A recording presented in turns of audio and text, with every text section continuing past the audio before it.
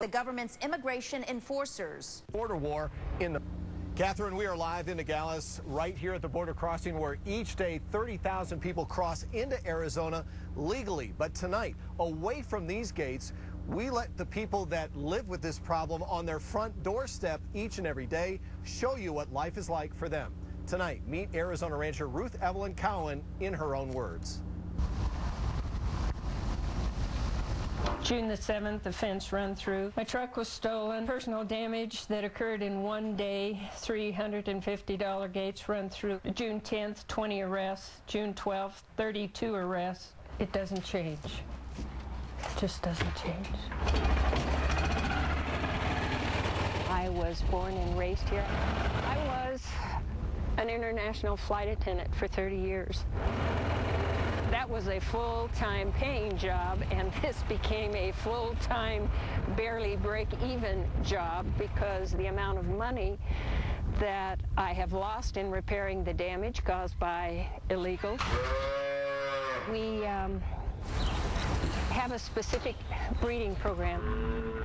I have registered Brahman cattle, and they're very expensive, about $2,000 a piece. Come on, baby. We are down from approximately 500 down to now 250.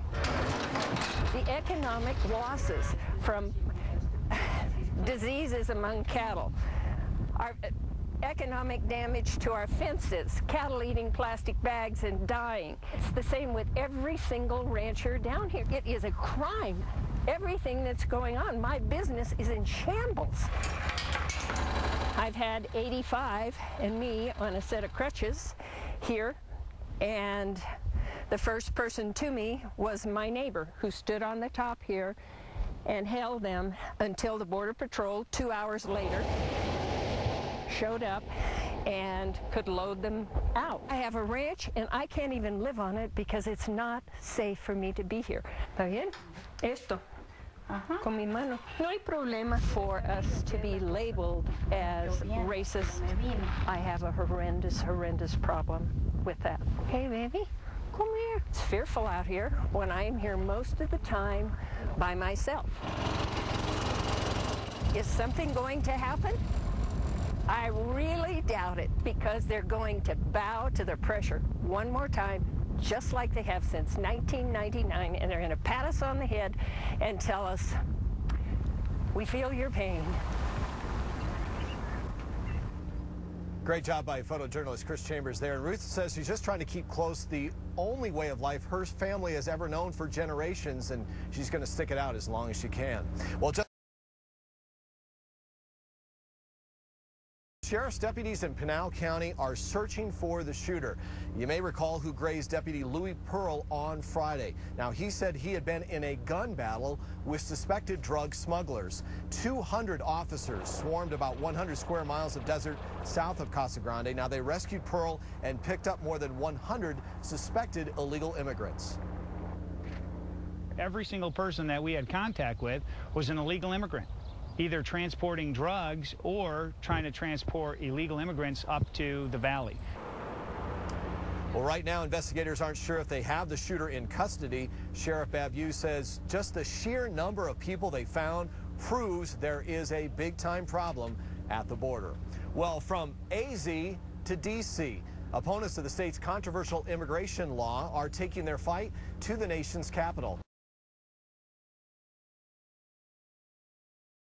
Several prominent Latino activists, state lawmaker Kirsten Sinema and Maricopa County Supervisor Mary Rose Wilcox, will meet with the U.S. Department of Justice attorney tomorrow. They'll fill him in on the effects of Arizona's new immigration law on the Latino community. Now, the group is hoping the feds will put a stop to the law before it takes effect in July. Well, a little less than 43 hours from now, it's all eyes on Phoenix yet again as the Reverend Al Sharpton comes to town to rally against our new illegal immigration enforcement law. Thousands are expected to join him as he leads a Wednesday evening march through downtown to the state capitol. It all starts at 6 p.m. And 2 suspected illegal immigrants are locked up, 24 that is, are locked up after a drop house bus. Coming up in about 6 minutes, things that you don't usually get to see. We're going to show you what life is really like inside these drop houses. We're going to have exclusive access with the government's immigration enforcers. Tammy Leitner joins us still ahead. And Catherine, we've got so much more coming from this Arizona border town, much more coming up here at 10. We look forward to it, Sean. Thank you. Well, he has been coming and going, but the debate centers around Valley neighborhoods as well. Still ahead tonight, we're taking you on a one-of-a-kind mission with ICE, the government's immigration enforcers, and we're going to take you places you haven't been allowed to go. Everyone, we are seeing this a lot. Sheriff's deputies busted another drop house this afternoon, this one near University and Power in Mesa. Deputies arrested 24 suspected illegal immigrants. Tonight, the images and stories you don't see and hear. We are taking you into a working drop house, the first time that ICE is letting a Valley crew on the inside. Let's go back out to Sean live on the border tonight. Sean? Well, Catherine, a CBS 5 investigation shows that the Valley's struggling housing market may be pushing the immigration crisis into your neighborhood, maybe even next door. In fact, investigative reporter Tammy Leitner spent months with the immigration enforcers and shows the impact of human smuggling on our community.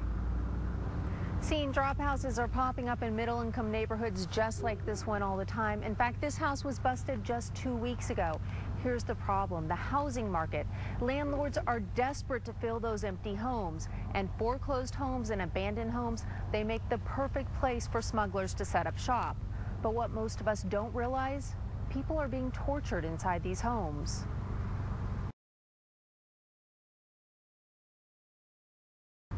Cuando yo sentí, tenían 3 personas apuntándome a la cabeza. All I felt was the guns to my head. They told me not to move. They told me not to try and run because they'd kill me. After that, many people came into the room with guns in their hands. They started hitting us and yelling obscenities. Mario and Daniel were once strangers. 2 men who hired a coyote to sneak them across the border. 2 men who instead got caught in a war between feuding smugglers. Awesome. Nice to meet you. You also. They were looking for people in charge of the house. A different group of smugglers kicked in their door, kidnapped them, and drove them to this Glendale apartment complex. Here, Mario and Daniel were beaten and tortured. It was an organization. We could hear them, and they had around 3 houses. They had a group held hostage in each one, like us. The man in charge, Conrado Brazil Garcia Medina. He led the organized group of criminals that kidnapped, beat, and held illegal immigrants hostage until their families in Mexico paid ransoms that they couldn't afford. These are the other members of the gang. These people were always drugged, always armed. They would play with us and with the guns. They would click the cartridges, stick their guns in our mouth. They would put the barrel of the gun to the back of our heads and pull the trigger. Everything they did to instill fear. And of course, torture to get us to pay. When our families couldn't pay, they mistreated us even more. On different occasions, they called by phone and they would beat us so that our families could hear what they were doing to us. The beatings left Daniel and Mario's bodies covered with burns, cuts, bruises, and welts. The bathroom became their torture chamber. They would fill the tub with a little bit of water. They had a cable. They would connect to the electrical outlet. From there, 2 wires came out, and they would stick them to our bodies. To make the torture even more excruciating, the captors used these exposed wires on the men's genitals. No sienten nada con... They don't feel anything to hurt people like that. On the contrary, they find joy in it. A woman kidnapped with Daniel and Mario was raped again and again. This happened many times. She returned to us shaking and asked us to defend her, to take care of her. The only thing we could do was to tell her to lie down between us and try to cover her. The horror played out in a drop house similar to this one. CBS 5 Investigates was given exclusive access to show you what happens inside. The garbage inside the house is a big indicator.